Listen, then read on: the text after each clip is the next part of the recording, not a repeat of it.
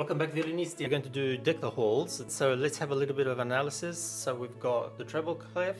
That's good. It's a good sign to have the treble clef. Then we've got 4/4, which is 4 crotchets in every bar. And my next question is, do we have quavers? Do we have quavers? Let's have a look. Yes, we have lots of quavers here, so you cannot get wrong. We're going to double up. So instead of counting 4 crotchets in every bar, we're going to count 8 quavers in every bar. Okay, so make sure that you count to 8 with your lips, as I do, and we both end up with 8. If we end up with 9 or 7 or 3 or 4, or there's something's going on. Okay, qualcosa che non va.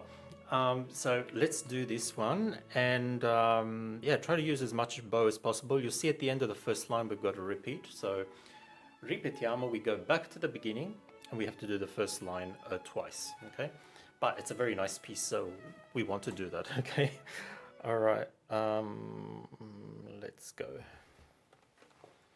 Say straight, round, third finger ready, second finger ready as well, and first finger ready.